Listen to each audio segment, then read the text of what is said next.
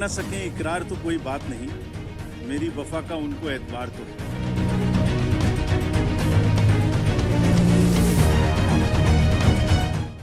भारत का लोकतंत्र अपनी स्थिरता और ईमानदारी पर गर्व करता है, लेकिन पिछले कुछ वक्त से ऐसा मुद्दा उभर कर सामने आया है जो लोकतंत्र की नींव को हिला सकता है। इलेक्ट्रॉनिक वोटिंग मशीन की सुरक्षा और उसकी विश्वसनीयता पर सवाल हैं। चुनाव आयोग, जिसका कार्य निष्पक्ष और पारदर्शी चुनाव सुनिश्चित करना है, अब खुद एक बड़े सवाल के घेरे में है। 3 मार्च को सुप्रीम कोर्ट में इस मामले पर अगली सुनवाई है और इस बार चीफ जस्टिस संजीव खन्ना का रुख पहले से कहीं ज़्यादा आक्रामक हो सकता है। 11 फरवरी की सुनवाई, सीजेआई संजीव खन्ना का हमला। 11 फरवरी को ही सुनवाई के दौरान सुप्रीम कोर्ट के चीफ जस्टिस संजीव खन्ना ने चुनाव आयोग को सख्त चेतावनी दी थी। उन्होंने स्पष्ट रूप से चुनाव आयोग को आदेश दिया था कि वो ईवीएम के डेटा से छेड़खानी न करें और न ही उसे डिलीट करें। उनका कहना था कि अगर चुनाव आयोग ने डेटा से छेड़खानी की या उसे मिटाने की कोशिश की तो ये लोकतंत्र की संजीवनी को ख़त्म करने जैसा होगा। उनका ये बयान एक बार फिर से चुनाव आयोग की विश्वसनीयता पर सवाल खड़े कर गया है। चुनाव आयोग द्वारा ईवीएम के डेटा से संबंधित किसी भी तरह के बदलाव को लेकर संजीव खन्ना का गुस्सा समझ में आता है, क्योंकि ये चुनाव प्रक्रिया की निष्पक्षता और पारदर्शिता पर गहरी चोट कर सकता है। उनका बयान ये संकेत देता है कि अगर ईवीएम में कोई गड़बड़ी होती है तो इसे किसी भी हाल में छिपाया नहीं जाना चाहिए। 3 मार्च का संकट, चुनाव आयोग पर बड़ा सवाल। अब 3 मार्च को आने वाली सुनवाई पर सभी की निगाहें हैं। इस दिन सुप्रीम कोर्ट में चुनाव आयोग और मुख्य चुनाव आयुक्त राजीव कुमार के खिलाफ बड़े सवाल खड़े हो सकते हैं। संजीव खन्ना का रुख पहले से ही आक्रामक था और अब उनके द्वारा चुनाव आयोग को चेतावनी दिए जाने के बाद ये सुनवाई और भी महत्वपूर्ण हो गई है। ये प्रश्न उठेगा कि चुनाव आयोग और उसके अधिकारी, जिनमें मुख्य चुनाव आयुक्त राजीव कुमार भी शामिल हैं, कैसे खुद को इस मामले से बचाएंगे। राजीव कुमार, जो हमेशा मीडिया में अपनी बातों को कविता और भाषणों के माध्यम से प्रस्तुत करते हैं, अब सुप्रीम कोर्ट में अपनी स्थिति को कैसे स्पष्ट करेंगे, ये देखने योग्य होगा। कविता और शब्दों से खेलने की कला सुप्रीम कोर्ट में नहीं चलेगी। यहाँ उन्हें तथ्यों के आधार पर जवाब देना होगा और ये एक बड़ी चुनौती होगी। चुनाव आयोग का बचाव, क्या है उनकी रणनीति? चुनाव आयोग के पास इस समय अपनी स्थिति को बचाने के लिए बहुत सीमित रास्ते हैं। वो कैसे साबित करेंगे कि ईवीएम में कोई गड़बड़ी या हैकिंग नहीं है? और अगर हैकिंग की संभावना नहीं है तो क्या चुनाव आयोग ने इस मुद्दे को पूरी तरह से संभालने में किसी तरह की लापरवाही बरती है? चुनाव आयोग के पास मुख्य दावे हो सकते हैं। दावा नंबर 1, ईवीएम का तकनीकी प्रमाण। चुनाव आयोग का कहना है कि ईवीएम पूरी तरह से सुरक्षित है और इसको हैक करना असंभव है। वो उसे देश भर में आयोजित चुनावों के दौरान बार बार साबित कर चुके हैं। आयोग का दावा है कि इन मशीनों का डेटा पूरी तरह से सुरक्षित होता है और इसमें कोई भी बाहरी हस्तक्षेप करना लगभग असंभव है। मूल्यांकन प्रणाली। चुनाव आयोग ये दावा भी कर सकता है कि ईवीएम के संचालन के लिए जो पद्धतियां अपनाई जाती हैं वो पूरी तरह से पारदर्शी हैं। किसी भी तरह की गड़बड़ी या छेड़खानी की संभावना को नकारा जा सकता है। इसके अलावा चुनाव आयोग मशीनों की सुरक्षा के लिए एक मजबूत मूल्यांकन और निगरानी प्रणाली का पालन करता है। समझौता नहीं होने की गारंटी। आयोग ये भी बता सकता है कि पिछले चुनावों में इस मुद्दे को लेकर कोई ठोस सबूत सामने नहीं आए हैं और मशीनों की जांच करने के लिए कई बार परीक्षण किए गए हैं जिसमें कोई गड़बड़ी नहीं पाई गई। लेकिन सबसे बड़ी चुनौती चुनाव आयोग के सामने ये है कि वो सुप्रीम कोर्ट को कैसे साबित करेगा कि इन दावों में कोई सच्चाई है। संजीव खन्ना जैसे सख्त जज के सामने चुनाव आयोग को अपनी पूरी प्रणाली को पारदर्शी और सुरक्षित साबित करना होगा। राजीव कुमार मीडिया से कवि, कोर्ट से क्या करेंगे? राजीव कुमार के सामने मीडिया से बातचीत करते वक्त अपनी बातों को बड़े ही काव्यात्मक ढंग से पेश किया है। वो अक्सर चुनाव प्रक्रिया और उसके महत्व पर कविताओं के माध्यम से अपने विचार व्यक्त करते हैं। हालांकि ये तरीका सुप्रीम कोर्ट में काम नहीं आएगा। जब तक ये तकनीक और ठोस तथ्यों के आधार पर अपनी बात नहीं करेंगे, तब तक उनकी कविताएं और भाषण काम नहीं करेंगे। कोर्ट को ये देखना होगा कि राजीव कुमार कैसे इस मामले में खुद को बचाते हैं और चुनाव आयोग की विश्वसनीयता को साबित करते हैं। कर न सकें इकरार तो कोई बात नहीं, मेरी वफा का उनको एतबार तो है। शिकायत भले ही उनकी मजबूरी हो, मगर सुनना, सहना, सुलझाना हमारी आदत तो है। चुनाव आयोग और लोकतंत्र की स्थिरता। ये सुनवाई सिर्फ एक कानूनी लड़ाई नहीं होगी, बल्कि ये भारत के लोकतंत्र की स्थिरता पर एक बड़ा सवाल खड़ा करेगी।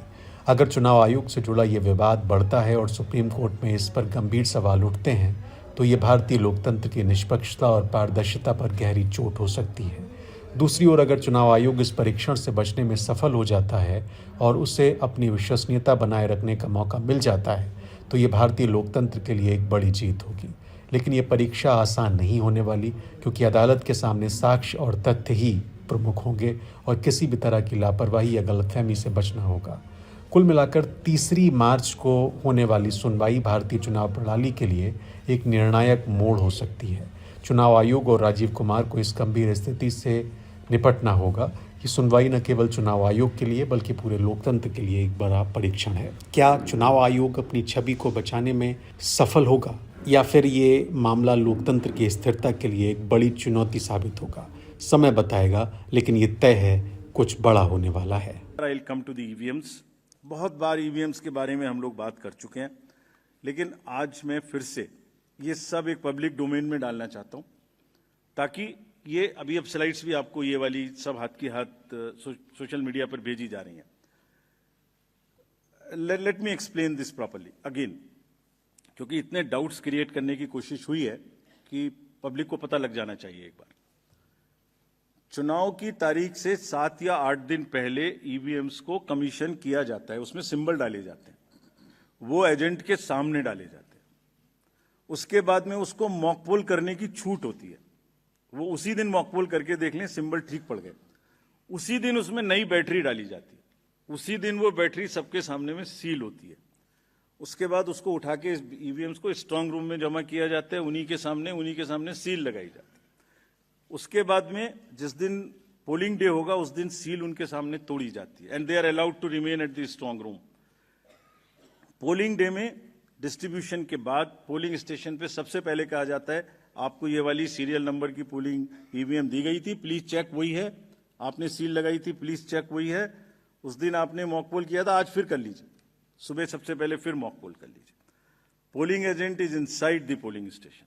शाम को वो दिन भर रिकॉर्ड रखते हैं कौन आया कौन गया। शाम को पोल खत्म होने से पहले, पोलिंग स्टेशन छोड़ने से पहले form 17C account of votes, किसमें कितने वोट पड़े इसकी संख्या उनको दे दी जाती है। I will cover this point again when I come to VTR.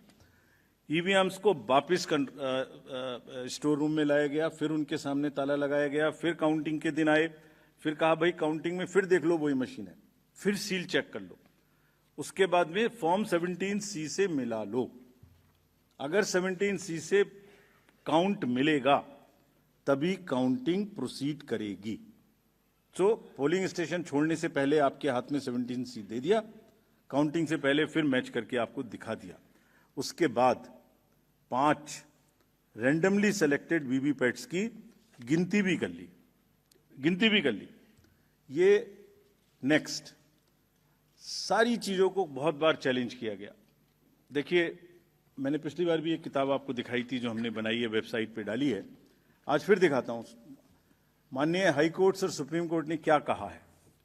उन्होंने कहा है कि ईवीएम हैक हो ही नहीं सकती। There is no evidence of unreliability और any drawback in the EVM.